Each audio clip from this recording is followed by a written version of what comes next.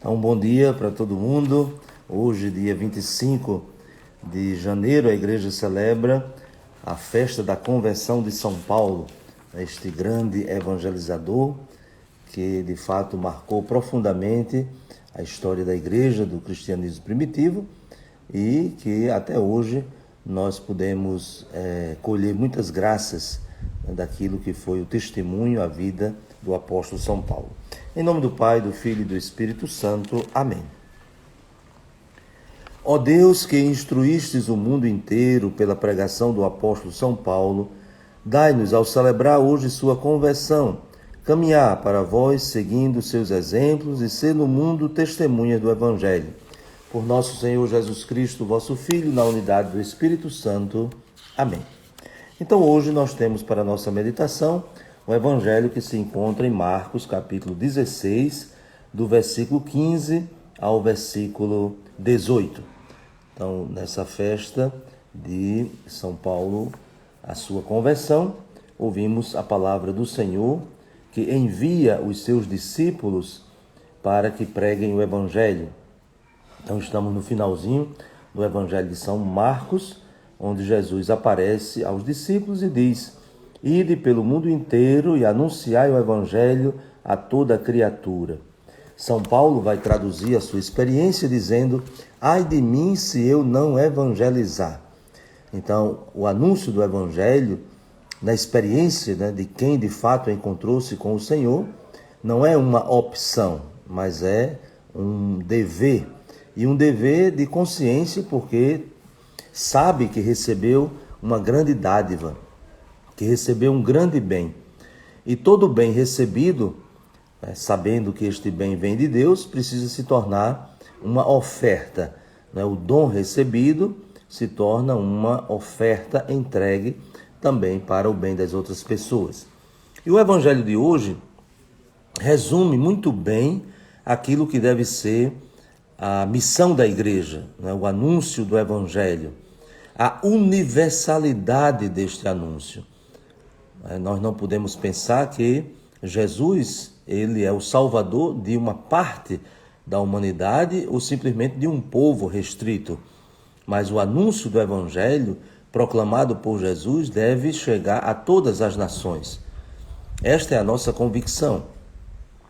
Porém, há uma diferença entre o anúncio do Evangelho e a imposição do Evangelho.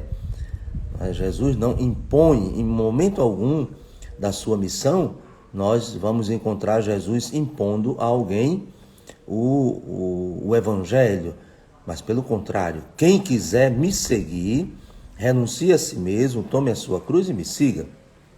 Então, é esta a motivação fundamental para a pregação do Evangelho: compartilhar uma experiência, e essa experiência tão marcante, tão profunda, como foi na vida de São Paulo, que se tornou para ele um imperativo: ai de mim se eu não evangelizar, como nós lembramos.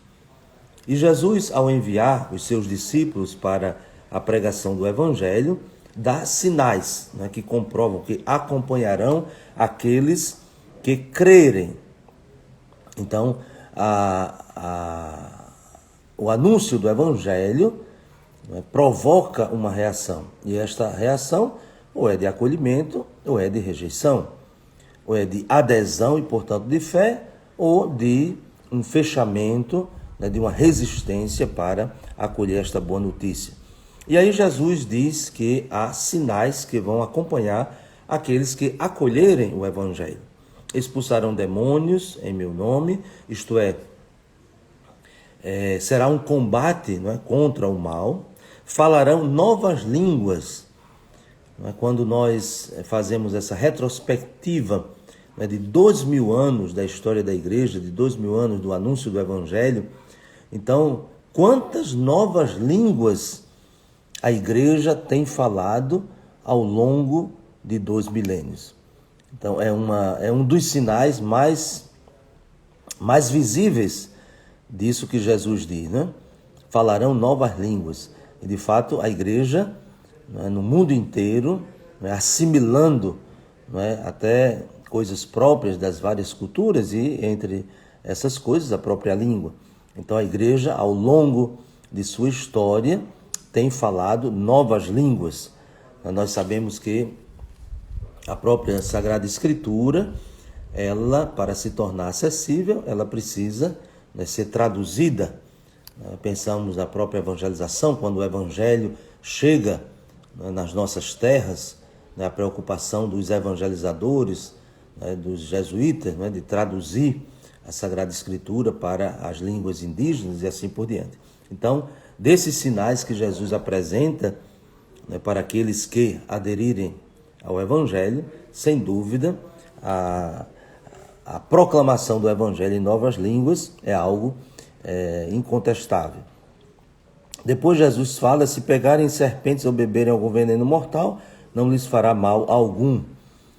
E evidentemente aqui não é para se expor ao perigo, né? Não é ir buscar, né, serpentes para sermos picados, mas não ter medo, né, de enfrentar, de adentrar também nesses ambientes. E claro que aqui nós temos um aspecto simbólico, né, de que o mal não vence. Então a serpente, o símbolo do mal. Então há o combate, mas porém nós temos a certeza de que o Cristo morto e ressuscitado já é vencedor e faz com que também participemos dessa sua vitória. Depois, quando impuserem as mãos sobre os doentes, eles ficarão curados. Então aqui nós temos também tão significativo o sacramento, né, da unção dos enfermos, né, que a igreja, ao longo da sua história, também administra. E claro que nós sabemos que a doença não é só a doença física, né? Há tantas pessoas que estão morrendo em outros aspectos da vida. E por isso o Evangelho é sempre uma palavra que produz vida. Quando esse Evangelho é acolhido, quando esta palavra, de fato, é reconhecida como boa notícia de salvação. Então nós devemos muito a São Paulo, né, por essa sua dedicação ao Evangelho, que começa justamente com aquele acontecimento fundamental da sua conversão. Nós poderíamos aqui lembrar dois fatos importantíssimos que servem como uma espécie de moldura para a narração da conversão de São Paulo. Nos Atos dos Apóstolos, São Paulo presenciou a morte de Estevão. E quando Estevão estava sendo apedrejado, então as testemunhas, né, aqueles que estavam, né, conduzindo Estevão para a morte, depositaram as suas vestes aos pés de um jovem chamado Saulo. Então Saulo testemunha, né, aquele martírio, né, o martírio de Estevão. E Estevão diz duas coisas também muito importantes naquele momento. Primeiro, que ele está vendo o céu aberto e Jesus de pé. Então, essa certeza, né, que dá a firmeza para o testemunho de Estevão, né? Ele vê Jesus. E ele afirma, né, aquilo que Jesus dizia também pregado na cruz: perdoa os seus algozes, perdoa os seus inimigos. Então a primeira coisa que deve ter impressionado muito São Paulo foi esse martírio, o martírio de Estevão. E quando ele vai para Damasco, né, e é envolvido daquela luz surpreendente, e escuta o próprio Senhor que diz: Saulo, Saulo, por que me persegues? Ele pergunta: quem és tu, Senhor? E Jesus responde: eu sou Jesus de Nazaré, a quem persegues? Então aqui nós temos também uma afirmação de uma densidade teológica, eclesiológica, não é muito grande. Isto é, Jesus, cabeça da igreja, na comunhão com os seus membros que também sofrem. Por isso que São Paulo, mais tarde na carta aos Colossenses, vai dizer: complete na minha carne aquilo que faltou, os sofrimentos de Cristo. E o que foi que faltou, os sofrimentos de Cristo? Né? Cristo que sofreu tanto, mas é Cristo como corpo, né? O corpo, a igreja, Cristo, cabeça, e nós, os seus membros. E um outro episódio também importante, que emoldura, né, a narração da conversão de São Paulo, é justamente quando ele se encontra com Ananias, né? Ananias, que é orientado a procurar Saulo. E o que é que Ananias diz quando Saulo está ali cego, Ananias vai dizer, meu irmão. Então imagine um inimigo ser chamado de irmão. Então é ali que de fato, podemos assim dizer, coroa nesse primeiro momento da conversão de São Paulo. O martírio, o testemunho dos cristãos e a capacidade dada pelo Espírito Santo, evidentemente, de perdoar, de acolher.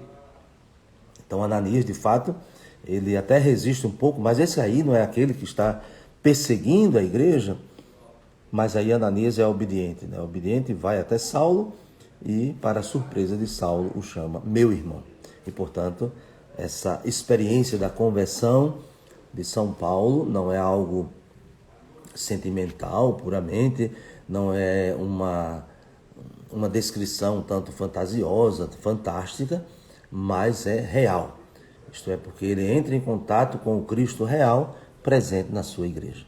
Então, que pela intercessão de São Paulo, também empreendamos, prossigamos esse caminho de mudança, esse caminho de conversão.